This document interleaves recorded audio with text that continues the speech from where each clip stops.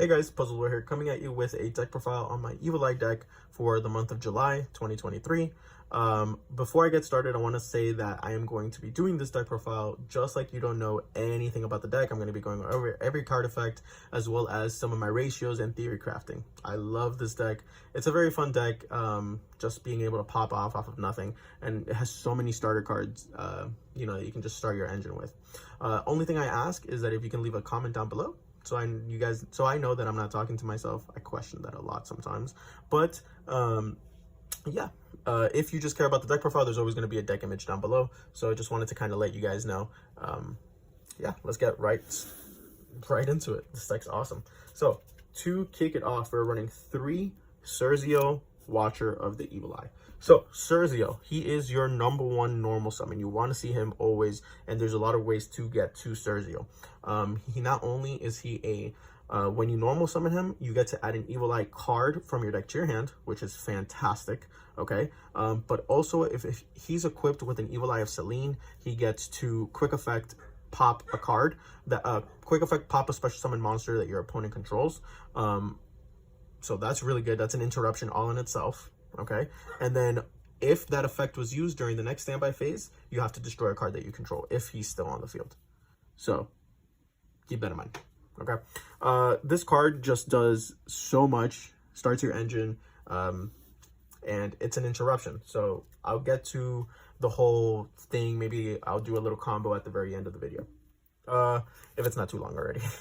2 Basiltress. So Basiltress is the new wave of support that we got in Photon Hypernova. I guess it's not that new anymore. But essentially, this card is an extender for the deck. It's essentially lets you play on your opponent's turn as well. So if you control an Evil Eye monster and this card is in your hand or in your graveyard, quick effect, you can special summon this card, but banish it when it leaves the field. It also has a secondary effect that during your opponent's turn, quick effect, immediately after this effect resolves, you can link summon 1 Evil Eye monster. You can link summon 1 Evil Eye link monster using Evil Eye monsters you control.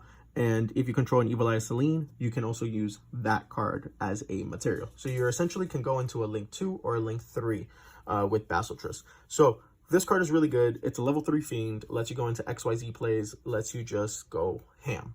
So sometimes I see this card being played at 3. Honestly, 2 is just fine. 2 is just fine. I've never gone into more than 2, honestly. During my opponent's turn, if I'm gonna link summon, yeah, 1 gets banished, but I can play with 1 just fine. So I do think maybe 3 is a little overkill in some of the deck profiles. And for the last of the Evil Eye monsters, I am playing 2 Basilisk. These are my personal tastes, my personal preferences for this lineup. So Basilisk essentially states that if you control an Evil Eye monster, you can special summon this card from your hand. So it's another extender, okay? But this card is also a pseudo starter, making it, I think, another really good card if you can't get to Cerzio or you don't have a starter card, because it lets you, during your main phase, you can Foolish Burial an Evil Eye Spoiler Trap card from your deck to the graveyard, which essentially starts off your entire combo. Again, I do think some deck profiles play this at 1, 2, or 3, so it's just personal preference. I just like this because it's an extender and it's also a pseudo starter need be. I am not playing Catoplast, the one that special summons itself from the graveyard, because I want to see as little Evil Eye monsters in my hand as possible, because I'd rather search them or special summon them from the deck or the graveyard, okay? This is the build that has been kind of netting me the most wins on Dueling Book, and I'm going to be taking this to locals next week, so I'll keep you guys updated on how I go, but essentially these are the ratios that have been working the best for me. So no Catoplast, because I already have multiple extenders. I don't need an extra one. And no Medusa. Medusa is the one that on normal summon lets you add an Evil Eye card from your graveyard back to your hand, just because I want to use all my normal summons on Cerzio, and this deck struggles hard going second. You really want to try your best to go first. So honestly, Medusa just going first is not the best. So I just decided to cut it completely. And again, these are the ratios that have been working just fine for me. Like I said, there's a couple of combos here and there that I might go over if the deck profile doesn't get too long. So that's it for the Evil Eye monsters. What I really love about this deck is that Evil Eye have something called flex spots. meaning that there's a lot of flex spots in the deck, a lot of open slot that you can kind of make it your own. In my build, I decided to run a lot of hand traps. In some builds, you can decide to run a lot of traps, etc., etc. But I want to stop my opponent, especially if I'm going second, from playing as much as I could possibly get them to. So for that, we're running 3 Old Reliable, 3 Ash Blossom. This card is obviously fantastic. Yu-Gi-Oh! Has gotten to such a point where if you were to Ash Blossom a certain card, I mean, it's not going to be the end of the world. But if you're a good enough player and you know when exactly to Ash Blossom, like let's just say you know the matchup or something like that, this is still detrimental, okay, and catastrophic for your opponent. So yeah, just keep that in mind. For the rest of the hand traps, I decided to run 3 Droll and Lockbird. Droll is, again, another turn skipper, honestly. Yeah, it's literally past turns, almost like if I were to have Nibiru their entire board. You know what I mean? So Droll and Lockbird is just great. It doesn't affect you at all because you don't search during your opponent's turn. So it's just so good. Droll is fantastic. And for my personal, like I said, these are my 6 hand traps that I'm currently running. Since Psyframe, Gear Gamma got banned. I mean, I'm sorry, not banned, but hit. I just didn't think it was worth it because that was another really good card to run in this deck. But instead, I am running just 2 Raiden, which are the 2 Fiend Kaijus. In this deck, you really do want to run the Fiend Kaiju instead of Gameciel because you do run cards that lock you into Fiends. And even though he has 2800, it doesn't matter because Cerzio's secondary effect lets you pop a special summon monster your opponent controls. So it's very easily removed from the board. And plus, most of your Evil Eye monsters get big enough by themselves that you don't need to worry. So that is it for the monsters. So as you can tell, I had about 6, 7, 8 flex spots for monsters. Again, you can add traps, you can add more spell and trap, whatever the case may be, okay? So for the others, the reason why I love this deck is because there's so many 1-card starters to kick off your engine. So we're running the 3 Evil Eye of Domain Pareidolia and the 1 Terraforming. So Evil Eye of Domain, think about it, if you just start playing Yu-Gi-Oh! It's like any, it's like Planet, like the Vista Starfrost lore or whatever. So essentially they all have field spells where you activate it and you get to search something, right? That's essentially what this deck, what this card is. On activation, it lets you add an Evil Eye monster from your deck to your hand. So that's another way to get to Cerzio. Remember, you always want to get to Cerzio because Cerzio lets you add any Evil Eye card, plus it's another interruption. And then it has an effect that isn't very used. I've only used it twice since I've started playing the deck, but essentially that during damage calculation, if your opponent were to deal damage to you while you control an Evil Eye monster, you can also make your opponent take that damage as well. And then the third effect, which I believe is actually a really helpful effect, is that if this card in your field zone were to get destroyed by a card effect, you get to add a Evil Eye monster from your deck, from your graveyard back to your hand. So if you send Cerzio off because it was link summoned or something like that, you can add it back to your hand. And remember, Cerzio's last effect states that if you were to use the effect that you destroyed a special summon monster, you have to resolve that effect during the next standby phase, the destroy a card you control during the next standby phase. So multiple occasions, I activate the effects. If your opponent, destroy one of my opponent's monsters, if they pass turn, during the next standby phase, which would be my turn, I have to pop a card that I control. I destroy Pareidolia because Pareidolia already used its effect, so it's useless to me, and I get to add an Evil Eye from my graveyard back to my hand, allowing me to kind of, I guess, keep going, giving me more gas, right? So for the rest of the Evil Eye spells, we're running probably the most fan-made card ever made. 3 Evil Eyes Unleashed. This card is just insane.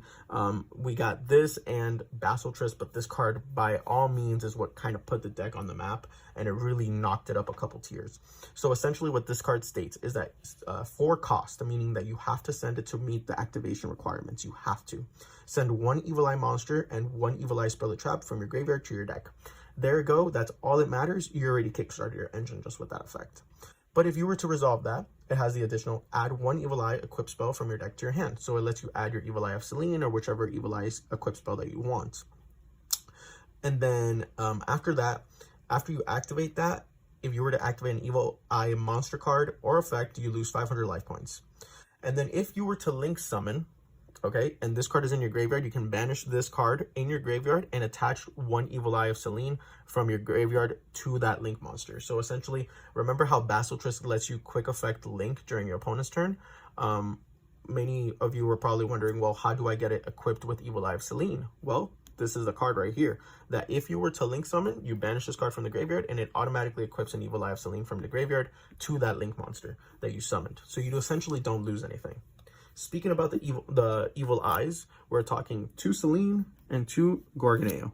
If you guys can't realize, it's the left and the right eye. I thought that was really cool. I don't know why I wanted to point that out. Okay, so Evil Eye of Selene is obviously the namesake of the deck. Evil Eye, essentially. It's the main equip spell. So essentially, you can only equip it to an Evil Eye monster, and it cannot be destroyed by battle or by your opponent's card effects. Also, your opponent cannot target it with card effects. Essentially, it becomes a towers and it becomes unbeatable. But you guys are saying, well, whatever, Cerzio has 1600, right? Well, the thing is that each time you activate the equipped monster's effect, or you activate another Evil Eye Spoiler Trap card effect, the equipped monster gains 500 attack, but you lose 500 attack. So keep in mind that your life points are a resource in this deck, so be careful because you will go into low life points. So you want to end the game as quick as possible.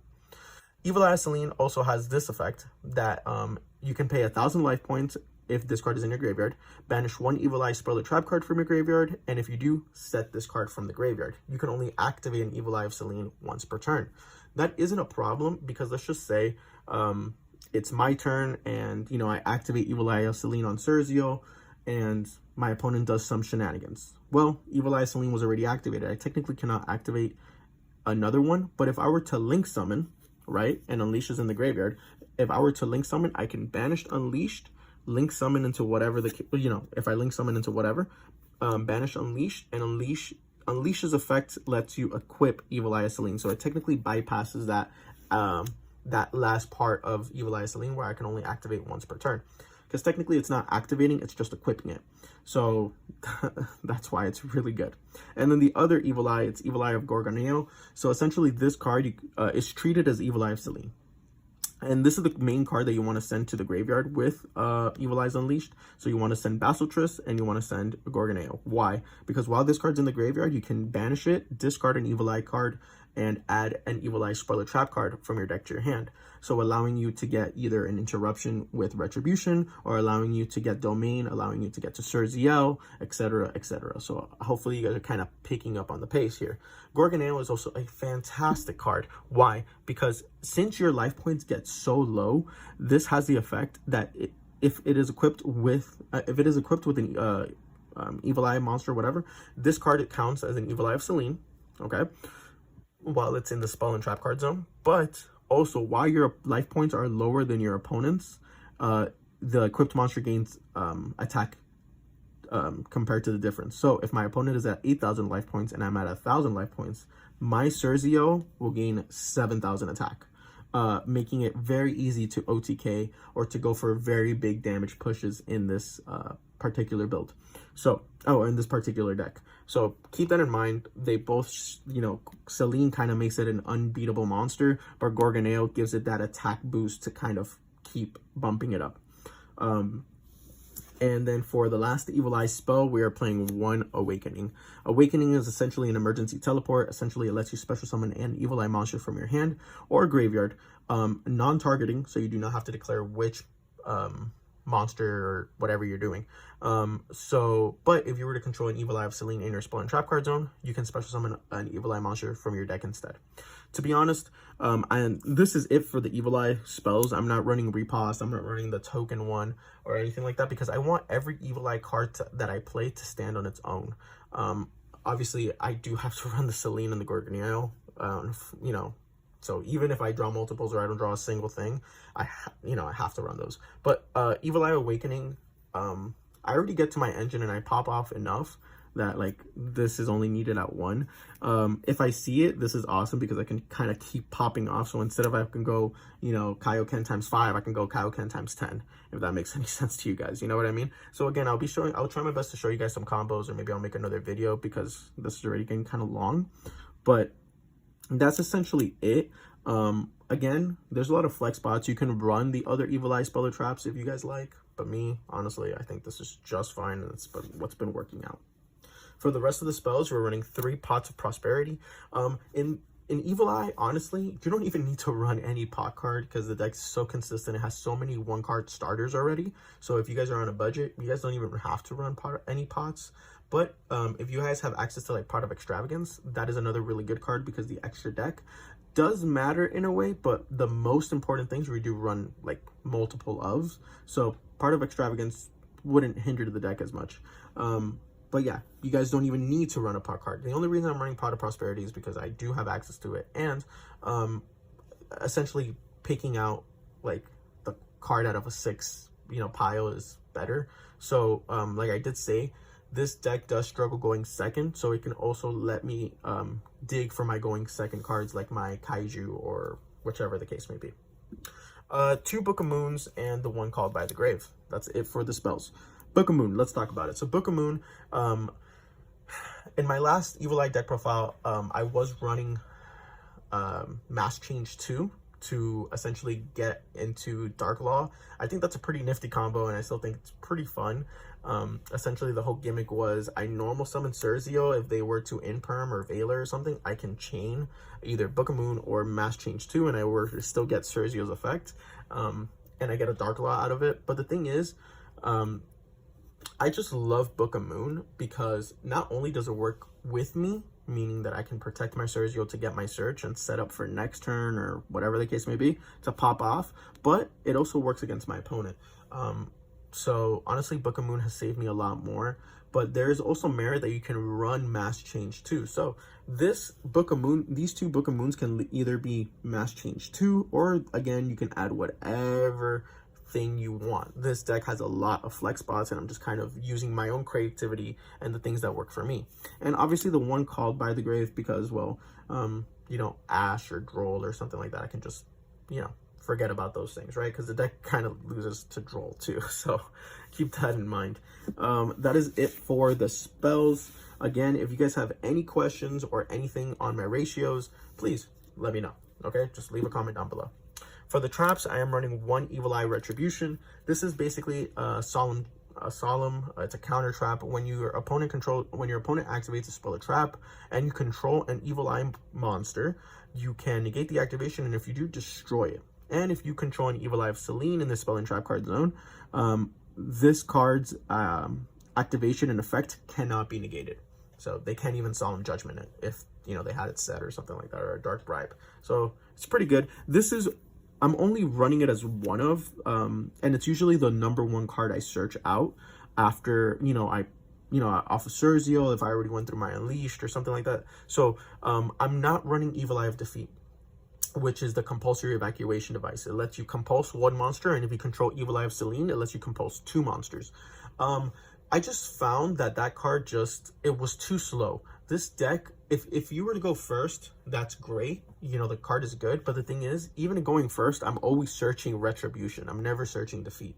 So if I see it, that's awesome. If I don't, well, whatever, who cares? But I'm just 1 Retribution. I don't think 2 is necessary because the game, I just don't think 2 is necessary as of right now. But you, by all means, can run 2 Retribution. It's one of those player preference sort of thing. As for Defeat, this deck suffers going second. I do not want other cards to slow me down, like opening Defeat or anything like that. And even going first, like I said, I will usually search Retribution off of Gorgoneo or Cerzio because it's just a stronger, more impactful trap, in my opinion, as of right now. For the rest of the traps, I am running the 3 Imperm. Imperm is Imperm. It's fantastic. What can I say about that? And, I've been saying it for the entire video. This deck struggles going second. 3 evenly matches. This card is my favorite trap card next to Skill Drain. I know, fun, right?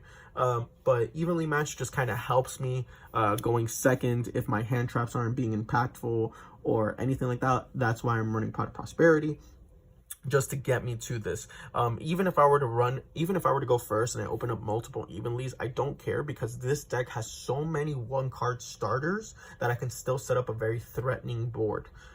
So I don't care. I just need to play the game. And the way to play the game is essentially normal summoning Cerzio and popping off like that. So keep that in mind. That is it for the main deck. We're running a 40-card main deck. Again, hopefully my ratios and everything made sense to you guys. If you guys have any questions or you guys think that I'm doing something wrong, by all means, call me out in the comment section. I love having conversations with you guys. For the extra deck, we're running 2 Gorgon, Empress of the Evil-Eyed, and 3 Zerziel, Ruler of the Evil-Eyed. So you can run 3/3 if you want, but I kind of wanted to fit one other card in the extra deck. So Gorgon is a 1900 link monster. Essentially, it gains 100 attack for each different Evil-Eye card in your graveyard.